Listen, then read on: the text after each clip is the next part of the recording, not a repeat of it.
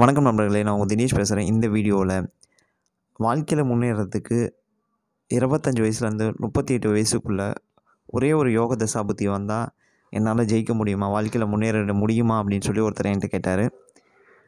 அந்த ஒரு காலகட்டத்தில் வரக்கூடிய யோக தசாபுத்தினால் கிடைச்ச விஷயங்கள் எனக்கு அடுத்த தசையில் கண்டினியூ ஆகுமா அல்லது கண்டினியூ ஆகாதான்னு சொல்லி கேட்டார்.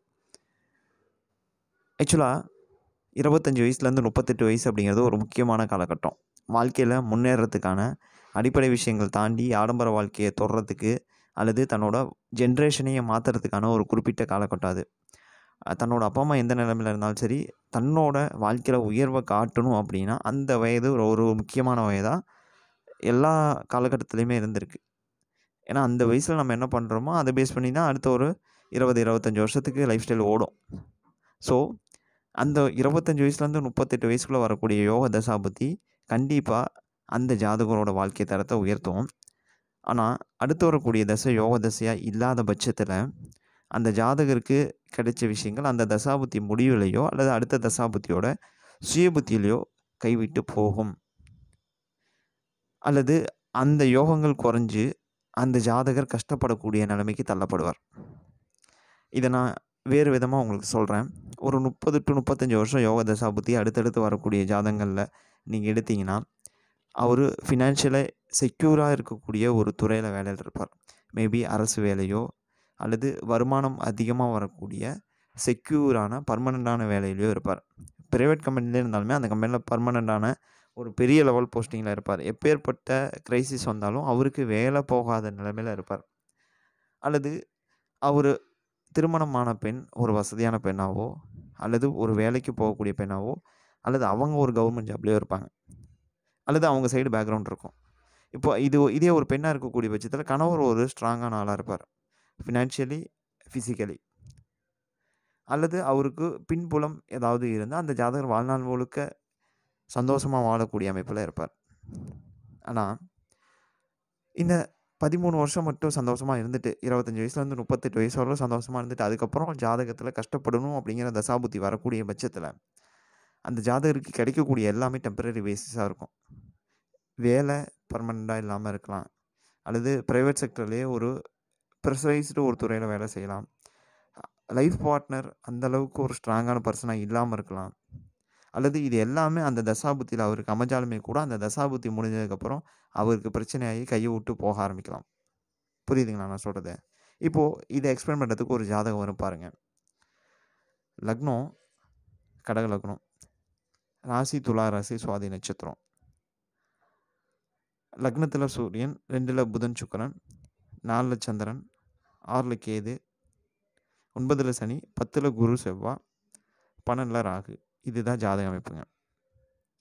லக்னத்துக்கு 4ல் சந்திரன் வளபிறை அமைப்பில் சூரியனுக்கு கேந்திரத்தில் ஸ்ட்ராங்காக இருக்கார். ஸோ லக்னாதிபதி வலுப்பெற்ற ஜாதகம்.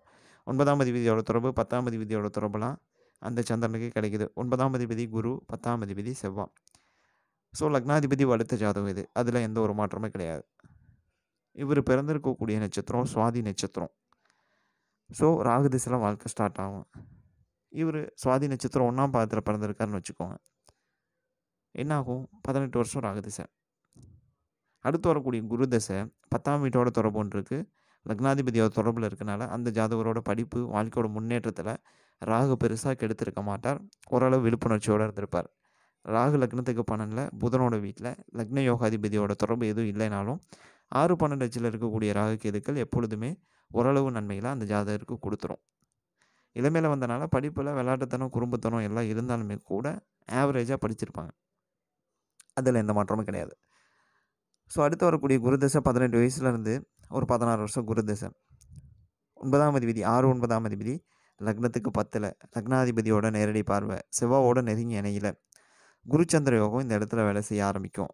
4ஆம் வீட்டோடையும் 10ஆம் வீட்டோடையும் தொடர்பு கொண்டு லக்னாதிபதியோட தொடர்பு ப்ளஸ் 9ஆம் அதிபதியோட தொடர்பு இது எல்லாமே கலந்து குருச்சந்திர யோகம் அந்த ஜாதகருக்கு அள்ளி கொடுக்க ஆரம்பிச்சிருக்கும் 18 வயசுலேருந்து அந்த 16 வருஷம். ஆனால் சனியை கொஞ்சம் நீங்கள் பாருங்கள். அடுத்து வரக்கூடிய சனி திசையை, சனி குருவோட வீட்டில் இருந்தாலும் தனிச்சிருக்கார், லக்னத்துக்கு 9ல் இருக்கார். பெருசாக யோகம் தரக்கூடிய நிலைமையில் சனி இல்லை. சனியை பொறுத்தளவு என்றைக்குமே தனித்து ஒரு வீட்டில் அமரும் பொழுது அந்த வீட்டை ஸ்பாயில் பண்ணி தான் பார்க்கக்கூடிய அத்தனை வீடுகளையுமே ஸ்பாயில் பண்ணுவார் சனி. அதுதான் சனியோட பெரிய டிராபேக். ஸோ எந்த ஒரு லக்ன யோகாதிபதி தொடர்புமே இல்லாமல் 9ல் வலுப்பெற்று இருக்கக்கூடிய சனி அந்த ஜாதகரை கண்டிப்பாக தன்னோட தசாபுத்தி காலங்களில் கஷ்டப்பட வைப்பார். அதில் எந்த மாற்றமே கிடையாது. சனி குருவோட வீட்டில் இருக்கனால ஆன்மீகம், ஜோதிடம், கடவுள் நம்பிக்கை, இறைபக்தி எல்லாமே அந்த ஜாதகருக்கு இருக்கும். ஆனால் அந்த ஜாதகர் ஃபினான்ஷியலி கண்டிப்பாக சனி திசையில் கஷ்டப்படணும். ஏன்னா அது குருவோட வீடு, பாக்கிய வீடு, லட்சுமி ஸ்தானம். ஸோ அந்த வீட்டில் போய் சனி அமர்ந்திருக்கனால அந்த ஜாதகருக்கு ஃபினான்ஷியலாக கஷ்டப்படக்கூடிய அமைப்பை சனி தன்னோட தசாபுத்தி காலங்களில் கண்டிப்பாக ஏற்படுத்துவார். இதே சனி மேசத்தில் நீச்சம் பெற்று வக்ரம் பெறாமல் இருக்கக்கூடிய பட்சத்தில் அந்த தசை யோக தசையாக இருக்கும். அல்லது இதே சனி லக்னத்துக்கு 4ஆம் வீட்டில் உச்சம் பெற்று வக்ரம் பெற்றிருக்கக்கூடிய நிலைமையில் யோக தசையாக இருக்கும்.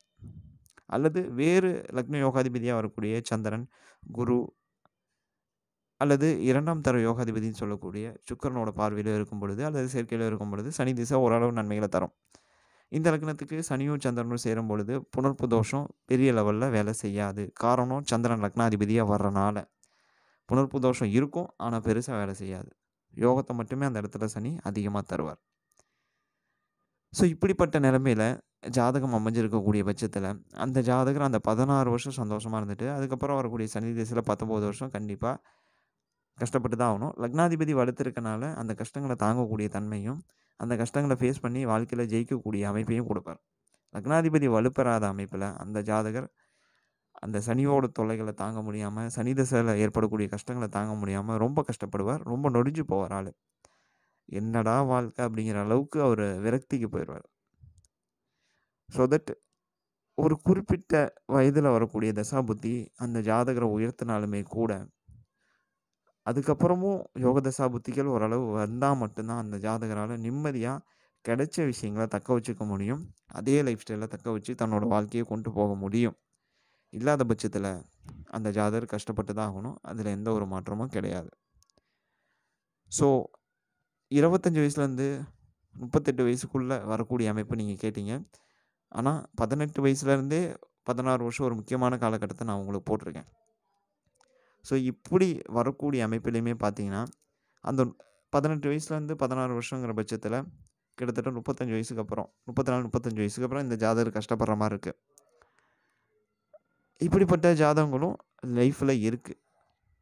ஸோ நீங்கள் கேட்ட கேள்விக்கான பதில் கிடைச்சிருக்குன்னு சொல்லி நான் நம்புகிறேன். இந்த வீடியோ பிடிச்சிருந்தா கண்டிப்பாக லைக் பண்ணுங்கள். மறக்காமல் நம்ம சேனலை சப்ஸ்கிரைப் பண்ணிவிட்டு வீடியோ பாருங்கள். மீண்டும் அடுத்த வீடியோவில் இதே மாதிரி ஒரு சூப்பரான கண்டென்ட்டோட நான் உங்களை சந்திக்கிறேன். Stay tuned. தேங்க்யூ. பாய்.